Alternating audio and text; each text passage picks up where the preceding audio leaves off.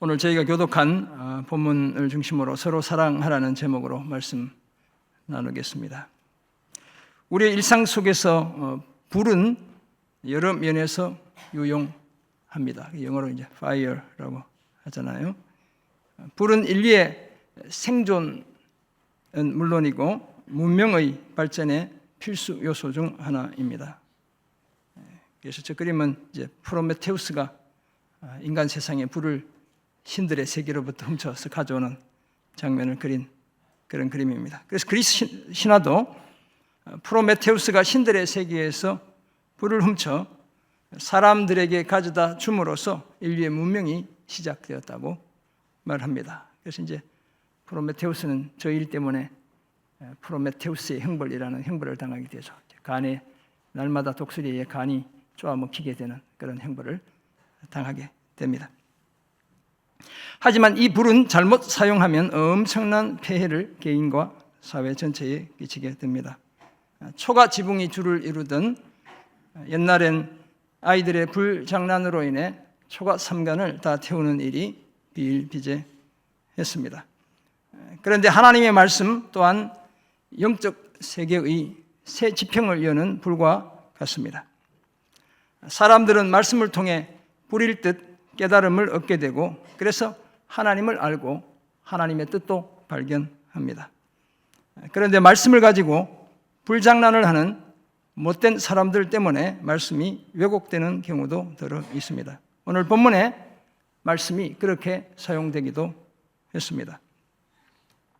1차 세계대전 당시 오늘 본문 요한복음 15장 13절의 말씀, 사람이 친구를 위하여 목숨을 버리면 이보다 더 큰 사랑이 없나니 라는 이 말씀이 많은 설교와 강의에 인용되었습니다. 멋진 합창단이 여기에 곡조를 붙여 노래로 부르기도 했습니다.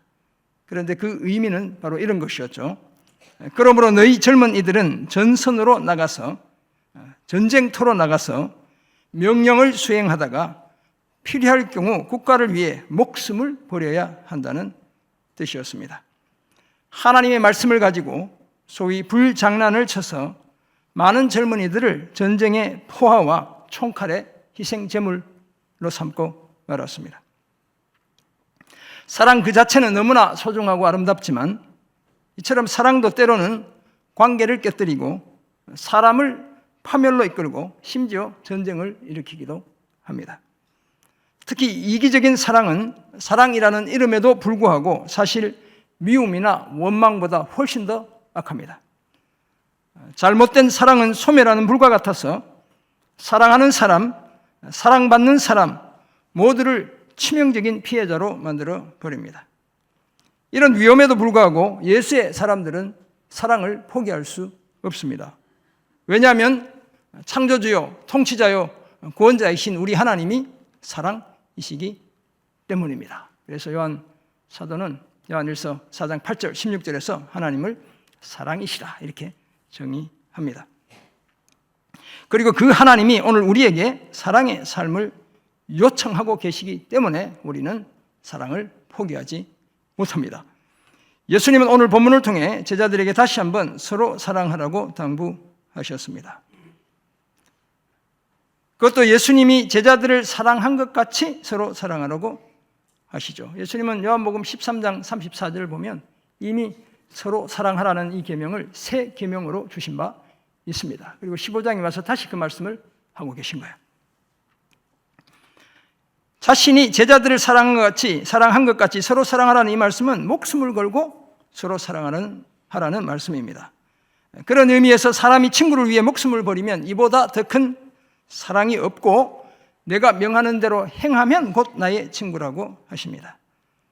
자신이 아버지께 들은 것을 알게 하시고 구하는 모든 것을 받게 해주시며 이것을 명하시는 이유도 서로 사랑하게 하기 위함이라고 말씀하고 있습니다. 이런 사랑에 관한 내용을 담고 있는 오늘 본문을 통해 세 가지 사실을 중점적으로 생각하고 은혜 나누려 합니다. 먼저 첫째는 사랑과 순종은 불가분리라는 사실을 살펴보겠습니다. 그러니까 때려야 뗄 수 없는 그런 관계라는 사실을 말씀을 따라 생각하겠습니다. 둘째는 예수님처럼 서로 사랑해야 한다는 사실을 오늘 본문이 말씀하고 있음을 함께 찾아보겠습니다. 그렇다면 예수님처럼 사랑하면 목숨 걸고 사랑하는 것을 가리킵니다. 끝으로 열매를 맺으며 기도해야 한다는 사실을 찾아보겠습니다. 그러면 이렇게 기도할 때 모든 기도가 다 응답되고 사랑이 더욱 깊어져 간다는 사실을 주님이 말씀하고 있습니다. 영국 출신의 유명한 선교학자 중에 한 분, 이 레슬리 뉴비긴이라는 분이 계신데, 이분은 이제 20세기 말에 이미 소천하신 분인데, 제가 미국에 있을 때도 이분의 이름이 엄청 많이 언급됐어요. 선교 관련해서.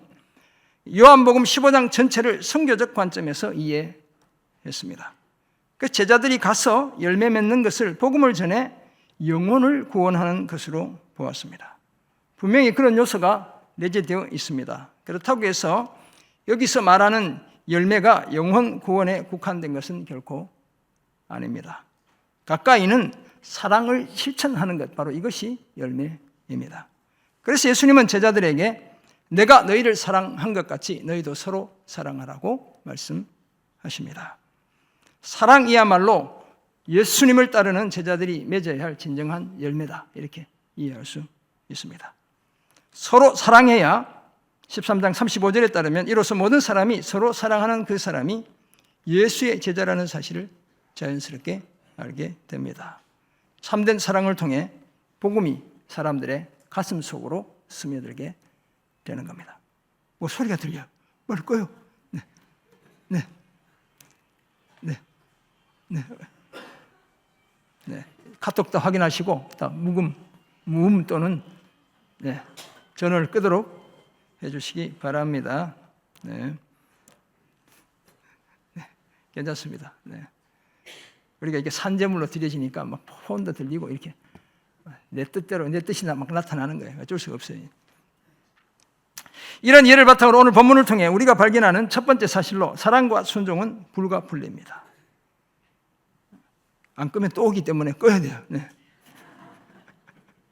네. 본문 9절에서 예수님은 내 아버지께서 나를 사랑하신 것 같이 나도 너희를 사랑하였으니 나의 사랑 안에 거하라고 말씀하시죠. 이제 같이 카도스인데 우리 제자반에 카도스 옥 목사님이 한 구절 쓰신 거 기억하실까요? 오늘 본문에 주님이 세 번이나 이 카도스라는 단어를 사용하고 있어요. 예수님은 자신을 세상에 보내시고 십자가에서 죽게 하시는 그 하나님 아버지를 자신을 무척 사랑하시는 분으로 묘사하고 있습니다. 예를 들면 저희 아들이 저희 딸을 위해 네가 가서 죽어라 이렇게 얘기하는데 그 아들이 아빠 보고 아빠가 나를 사랑하시는군요 이렇게 얘기할 아들이 있어요, 없어요? 없지요. 내가 왜 아빠 도대체 제정신이세요? 당연히 이렇게 얘기하겠죠. 근데 우리 주님은 그렇지 않다는 거죠. 죄인들을 위해 네가 가서 죽어라 이렇게 얘기하시는데 그 아버지를 나를 사랑하시는 분이라고 이야기하고 계신 거예요. 보통의 아들 같으면 자신을 한낱 피조물로 전락시키고 심지어 죄인들을 대신해 죽게 만드는 아버지를 원망해야 마땅했죠. 하지만 예수님은 그런 아버지가 자신을 사랑하신다고 말씀하고 있습니다. 왜냐하면 예수님 또한 죄인들에 대한 사랑 때문에 자신의 성육신과 십자가를 통한 하나님 아버지의 그 구속 사역에 전적으로 공감하시고 동의하셨기 때문입니다. 그래서 기꺼이 아버지의 계획을 자신의 것으로 다 받아들이셨습니다. 사실 이런 아버지의 사랑, 곧 아가페는 인간의 감성으로는 이해가 불가능한 파격적인 사랑입니다. 그런 사랑으로 예수님이 제자들을 사랑하시며 저들에게 나의 사랑 안에 거하라고 하셨죠. 예수님의 사랑의 보호를 받으라는 명령이기도 하고 예수님처럼 그렇게 사랑하며 살라는 당부이기도 합니다. 그러시고는 내가 아버지의 계명을 지켜 그의 사랑 안에 거하는 것 같이 너희도 내 계명을 지키면 내 사랑 안에 거하리라고 하십니다. 아버지의 계명에 대한 순종과 사랑, 아버지를 향한 사랑의 그 불가분리의 관계를 말씀하시며 자신의 계명에 대한 순종과 자신을 향한 그 사랑도 불가분리라는 사실을 말씀하고 있습니다. 아버지의 계명은 마음과 뜻과 힘을 다해 하나님을 사랑하고 이웃을 자신처럼 사랑하는 것입니다. 예수님은 그 계명을 지킴으로 아버지의 사랑 안에 하셨습니다. 그리고 제자들에게 너희도 내 계명을 지키면 내 사랑 안에 거하리라고 하시죠. 자신이 아버지의 계명에 순종해 그 사랑 안에 거하는 것처럼 제자들도 자신의 계명에 순종해야 자신의 사랑 안에 거하게 된다는 말씀이었습니다. 이처럼 사랑과 순종과 사랑은 불가 분리의 관계입니다. 이런 사실을 제자들에게 말씀하시는 이유는 예수님의 기쁨이 제자들 안에 있어 제자들의 기쁨 또한 충만하게 하시기 위함입니다. 사랑하는 성도 여러분, 예수님은 요한복음 14장 21절에서 나의 계명을 지키는 자라야 나를 사랑하는 자니 나를 사랑하는 자는 내 아버지께 사랑을 받을 것이요 나도 그를 사랑하여 그에게 나를 나타내리라고 말씀했습니다. 정말 예수님을 사랑한다면 반드시 예수님의 계명을 지킨다는 말씀입니다. 이처럼 계명을 지키는 것, 곧 순종은 우리가 예수님을 사랑한다는 분명한 증거입니다. 말씀에 순종할 때 아버지 하나님과 아들 예수님의 사랑을 충분히 경험할 수 있고 그 사랑의 힘으로 우리가 더욱 서로 사랑할 수 있습니다. 우리가 부모님이나 선생님을 정말 존경하고 사랑한다면 당연히 그분들의 말씀에 순종하겠죠. 왜냐하면 그분들이 하시는 말씀이 듣기 거북할 때도 들어있지만 대체로 우리를 위해 하시는 말씀이고 또한 대부분 옳은 말씀이기 때문입니다. 그렇다면 하나님 아버지나 아들 예수님의 계명, 곧 말씀이라면 두말할 필요조차 없지요. 하나님과 예수님의 계명은 아버지와 아들 하나님의 존재와 성품, 뜻과 계획은 물론이고 심지어 만물을 새롭게 하는 능력까지 그 속에 담고 있습니다. 더구나 그것은 우리를 향한 하나님의 사랑에서 비롯된 계명이고 말씀이죠. 그 계명은 언제나 최고이자 최선이기에 순종하기만 하면 세상이 줄 수 없는 평안과 기쁨에다 생명까지 선물로 안겨줍니다. 그렇다면 당연히 그 계명, 그 말씀에 순종해야 마땅하죠. 순종을 통해 사랑 안에 거하고 그 사랑을 통해 더욱 순종해야 합니다. 사랑하기 때문에 순종하고 순종을 통해 하나님을 향한 우리의 사랑의 진실함을 증명하는 그런 우리가 되기를 주의 이름으로 축원합니다. 아멘. 오늘 본문에서 발견하는 두 번째 사실로 예수님처럼 서로 사랑해야 합니다. 본문 12절에서 예수님이 이렇게 말씀하시죠. 같이 한번 읽어볼까요? 시작. 내 계명은 곧 내가 너희를 사랑한 것 같이 너희도 서로 사랑하라 하는 이것이니라. 아멘. 요한복음 13장 34절에서 예수님은 자신이 제자들을 사랑한 것 같이 제자들이 서로 사랑하는 것을 새 계명으로 주셨습니다. 그렇다면 사실 성경 전체를 사랑이라는 한마디로 한 단어로 요약할 수 있습니다. 예수님은 마태복음 22장 37절부터 40절을 통해 율법 중에 어느 계명이 큰 계명입니까? 라고 물었을 때 첫째 되는 계명, 마음을 다하고 목숨을 다하고 뜻을 다하여 하나님을 사랑하는 것이다. 둘째도 이와 같으니 이웃을 네 자신처럼 사랑하는 것이다. 이렇게 말씀하시고 결론적으로 이것이 온 율법과 선지자의 강령이다. 이렇게 말씀했죠. 이 강령이라는 것은 핵심 주제, 요약이다. 이런 뜻이 되겠습니다. 예수님이 율법과 선지자, 구약 성경 전체를 두 가지 개념으로 정리하셨는데 하나는 하나님 사랑이고 둘째는 이웃 사랑이다. 이렇게 주님이 정리하시죠. 그리고 요한복음에 와서 주님이 새 계명, 새로운 계명을 주시는데 서로 사랑이라는 새 계명을 주시죠. 그러면 신구약 전체가 사랑이라는 한 단어로 요약될 수 있습니다. 그리고 오늘 본문에서 서로 사랑의 이 새 계명을 다시 언급하신 겁니다. 왜냐하면 서로 사랑해야 이로써 모든 사람이 제자들이 예수의 제자라는 사실을 알게 되기 때문입니다. 서로 사랑의 새 계명을 거듭 당부하신 예수님이 오늘 본문 13절에서 제자들에게 어떻게 서로 사랑해야 하는지를 구체적으로 알려주셨습니다. 사람이 자신의 친구를 위하여 자기 목숨을 버리면 이보다 더 큰 사랑이 없다고 하시죠. 사실 예수님 자신이 몸소 그런 사랑을 실천하신 분입니다. 그리고 14절에서 너희는 내가 명하는 대로 행하면 곧 나의 친구라고 하십니다. 그렇다면 예수님의 친구가 되는 그 기준이 결코 만만치 않습니다.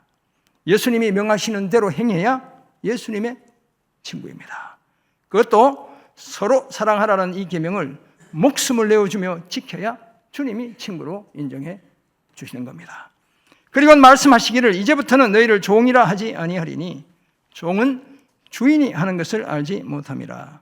너희를 친구라 하였노니 내가 내 아버지께 들은 것을 다 너희에게 알게 하였음이라 고 하시죠. 예수님이 지금까지 제자들을 종으로 대하신 적도 사실 없지만 자신을 믿고 따르는 제자들을 자신의 친구라고 불러주십니다.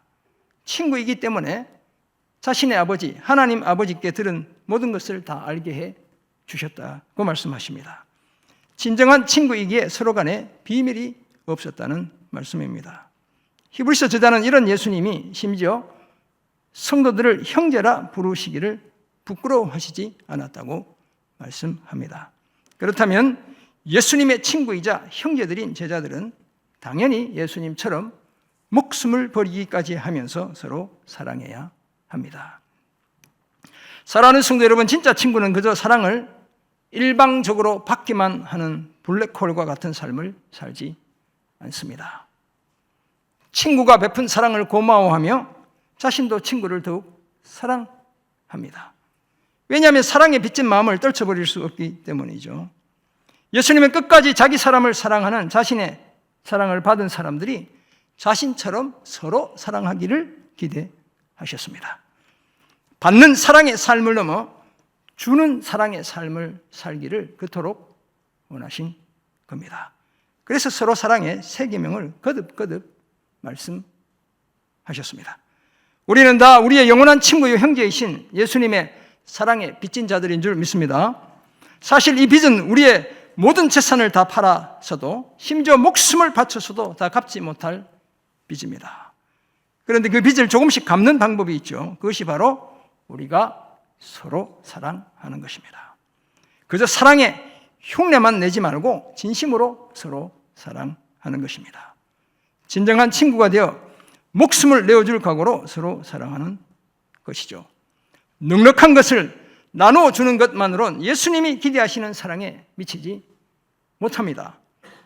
부족한 중에 더 부족한 사람에게 눈길이 가고 지갑이 열리고 손길이 가는 것이 친구를 진실하게 사랑하는 것입니다. 사실 넉넉해야 친구를 도울 수 있다고 생각하면 우리 대부분은 인생에 단 한 번도 다른 사람의 필요를 헤아리지 못할 가능성이 엄청 높습니다. 형편에 관계없이 지금부터 친구를 사랑하며 그 필요를 헤아려야 앞으로도 계속 친구를 사랑하며 섬길 수 있습니다. 제가 제 제자 김성원 목사 이렇게 사학 받은 건 다 써가고, 네, 그래서 이제 작정 헌금 하라고 했고 이제 하게 됐어요. 그래서 제가 이제 하여튼 내가 부담할 만큼 부담하겠다 이렇게 해서 지난주에 보냈어요. 그랬더니 우리 김충환 목사님이 옆에 있다가 목사님, 김충환 목사는 김성원 목사는 평소에 아는 관계가 아니에요. 저 때문에 이제 알게 된 건데 자기도 목사님 보내는 거 10분의 1을 보내고 싶대요. 그럼 교회 보내라고. 그래서 김충환 목사도 보냈대요. 이제 김충환 목사가 보냈다고 저한테 연락이 왔어요. 그래서 그제 친구 목사가 전화 왔는데 그러는 거예요. 한 달치 임대료 이것저것 합치면 1,000만 원인데 저기도 보내겠다는 거야. 네. 이렇게 넉넉한 우리보다 교회도 훨씬 작고 그런데 그 소문을 듣고 목사님 뭐 하셨다면서요. 그래서 저기들도 하겠다는 거야. 네. 그게 친구예요, 친구. 김성호 목사랑 제 친구 동기 목사님이랑은 원래는 관계가 없던, 그러니까 저를 통해 알게 된 목사고 교회일 뿐이에요. 근데 자기도 하겠다고. 그게 친구인 거예요, 친구. 어려울 때 가난하고 힘들지만 그래도 함께 동참하는 것, 이게 친구인 거죠. 예수님의 말씀에 순종해 예수님처럼 서로 사랑하는 그런 우리 모두가 되기를 주의 이름으로 축원합니다. 아멘. 그래서 우리 김성환 목사님 괜히 저 때문에 자기 돈만 사모님 허락받았냐 그랬더니 그 정도는 자기가 할 수 있다는데. 네. 네. 오늘 본문에서 발견한 마지막 사실로 열매를 맺으며 기도해야 합니다. 예수님은 오늘 본문을 통해 사랑의 주도권을 자신이 가지고 계시다는 사실을 분명히 하십니다. 16절 졸고 계시는 분도 가끔 있으니까 한번 같이 읽어보겠습니다. 시작. 너희가 나를 택한 것이 아니요 내가 너희를 택하여 세웠나니 이는 너희로 가서 열매를 맺게 하고 또 너희 열매가 항상 있게 하여 내 이름으로 아버지께 무엇을 구하든지 다 받게 하려 함이라. 아멘. 제가 이렇게 같이 통독을 잘 안 해요. 왜냐하면 설교 흐름이 끊길까봐 제가 물도 안 마시고 이렇게 막 방해되는 거 가급적. 그래서 사실 전화 오고 카톡 오고 엄청 싫어하는데 표현을 다 못하는 거예요. 제가 목사여가지고 사랑이 많은 목사처럼 제가 청년들 같으면 엄청 혼냈을 거예요, 진짜. 예. 우리가 제물로 드려지는 이 순간에. 그런데 이제 어르신들이니까 제가 이렇게 부드럽게. 성경 잘 안 읽어요. 제가 다 읽고. 읽는 이유 너무 중요하거나 졸고 있거나. 네, 그래서 읽는 거예요. 예수님은 먼저 제자들이 자신을 선택한 것이 아니라 자신이 제자들을 선택하여 세우셨다는 사실을 상기시킵니다. 그러니까 예수님의 제자 삼는 방식은 세상의 방식과 달라요. 세상은 막 보따리 사들고 가서 나를 뽑아달라고 막 내가 이런 재능이 있습니다 이렇게 어필해야 기획사에 뽑히기도 하고 막 이렇게 서당의 선생님도 유능한 선생님이 막 보따리 사고 가지고 막 우리 아들 제발 제자로 삼아달라고 이렇게 해야 제자가 되지만 주님은 너 나 따라와. 주님이 이렇게 픽업하시는 거야. 그렇게 하셨다는 거야. 예수님은 신적인 권위를 가지시고 자신을 따르는 자들 중에 12명을 특별히 부르십니다. 그래서 누가는 기도하며 부르셨다고 이야기하고 있어요. 그리고 제자를 삼으시죠. 그들은 예수님으로부터 보냄을 받은 자들이기 때문에 그래서 보냄을 받은 제자들을 특별히 사도, 아포스텔로가 이제 보내다는 뜻이거든요. 바로 거기서 온 보냄받은 자라고 그렇게 불려진 겁니다. 그렇게 저들을 택하신 1차적인 목적은 우리가 함께 봉독한 16절에 따르면 저들이 보내시는 곳으로 가서 회개의 천국 복음을 전해 사랑과 생명의 열매를 맺게 하고 그 열매가 항상 있게 하기 위해서였습니다. 또한 열매 맺기 위해 고군분투하는 저들이 예수의 이름으로 아버지께 무엇을 구하든지 다 받게 하기 위해서였습니다. 우리 성경은 받게 하다 이렇게 되어 있지만 헬라어 성경은 하나님이 다 주시도록 하게 하기 위해서다 이렇게 주님이 말씀하고 계세요. 확실히 주시는 겁니다. 제자들이 복음을 전해 사랑과 생명의 열매를 맺고 그 열매가 항상 있게 하며 기도할 때 예수님의 이름으로 무엇을 구하든지 하나님 아버지께로부터 다 받게 하기 위해 저들을 택하여 세우셨다고 말씀하고 있죠. 그리고 이것을 명하시는 궁극적인 목적에 대해 17절에서 말씀합니다. 내가 이것을 너희에게 명함은 너희로 어떻게 하기 위함이라고요? 서로 사랑하게 하려 함이라고 말씀하고 있습니다. 궁극적인 목적인 것이죠. 이처럼 예수님이 제자들을 택하시고 가서 열매 맺고 그 열매가 항상 있고 그래서 예수님의 이름으로 하나님께 무엇을 구하든지 다 받게 하시는 최종적인 궁극적인 목적이 서로 사랑의 계명을 완성하기 위해서다라고 말씀하는 거예요. 예수님은 이토록 사랑에 매이신 분입니다. 그래서 세상에 있는 자기 사람을 끝까지 사랑하셨습니다. 죄인들에 대한 사랑 때문에 전능하신 하나님의 아들이신 그분이 그토록 수치스럽고 고통스럽고 외로운 십자가도 마다하지 않았습니다. 생명이요 빛이신 그분이 빛과 생명이 완전히 차단된 그 캄캄한 무덤도 결코 피하지 않았습니다. 사랑하는 성도 여러분, 그러므로 우리는 예수님이 왜 우리를 택하셔서 하나님의 자녀로 삼고 자신의 제자로 세우셨는지 늘 생각해야 합니다. 오늘 본문에 따르면 무엇보다도 예수의 이름으로 서로 사랑하게 하기 위함입니다. 그렇다면 그 사명을 받은 우리 또한 가서 열매를 맺어야 되겠죠. 사랑의 열매, 생명의 열매 맺어야 합니다. 그것도 한두 번 맺고 마는 것이 아니라 항상 맺어야 하는 거예요. 그래서 우리가 한 번은 새생명 전도 축제, 한 번은 행복 나눔 축제 이렇게 해마다 영혼을 살리는 그 일을 하고 있는 거예요. 그래야 우리가 예수의 이름으로 기도할 때 아버지께 무엇을 구해도 다 받게 됩니다. 하나님이 우리에게 다 주셔서 16장 24절에 따르면 우리 기쁨을 충만하게 해 주신다고 약속하고 있습니다. 이런 사실을 아는 우리는 이제 기도하면서 더 이상 자기 중심적인 내용을 가지고 하나님께 그저 달라고만 요구하지 않아야 합니다. 기도의 자리로 나아가기에 앞서 복음의 열매, 사랑과 생명의 열매를 맺기 위해 부단히 애써야 합니다. 그래야 우리의 기도가 이기적인 기도가 아니라 사랑의 계명을 제대로 실천하기 위한 공적인 기도라는 사실을 분명히 드러낼 수 있습니다. 어떤 의미에서 사랑의 열매를 맺지 않는 사람은 예수의 참 제자가 아닙니다. 진정한 성도도 아닌 겁니다. 종교적인 자기 만족을 추구하는 지극히 자기 중심적인 종교인에 불과한 것입니다. 그러므로 가서 사랑과 생명의 열매를 맺고 그 열매가 항상 있게 하며 예수의 이름으로 기도해 다 응답받는 그런 우리가 되기를 주의 이름으로 축원합니다. 아멘.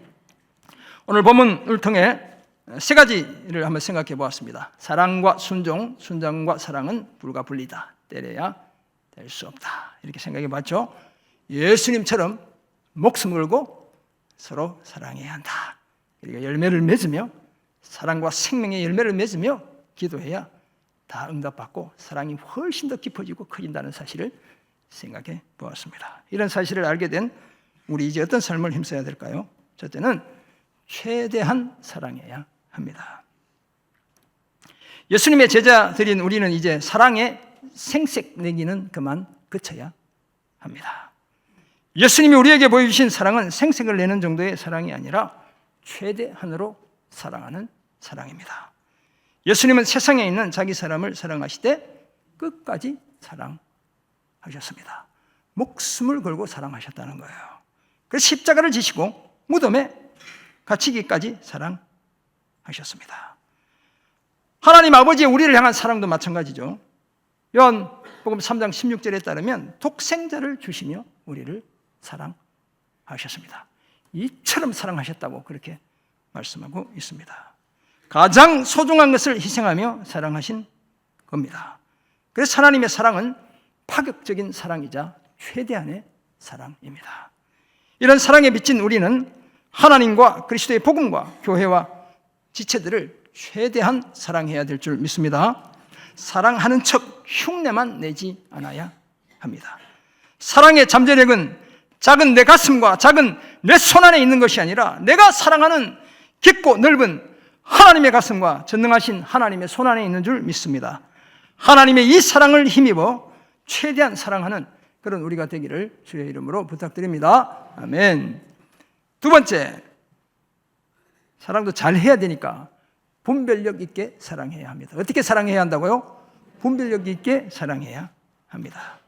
아무나 막 사랑하면 이 사랑이 아니에요. 잘못된 사랑은 위험한 불장난에 불과합니다. 초가 삼간을 다 태우는 것은 물론이고 우리 영혼까지 다 불태우고 마는 겁니다. 로마서 16장 16절에 재미있는 표현이 있어요. 너희가 거룩하게 입맞춤으로 서로 문안하라. 그리스도의 모든 교회가 다 너희에게 문안하느니라. 이렇게 말씀하고 있죠.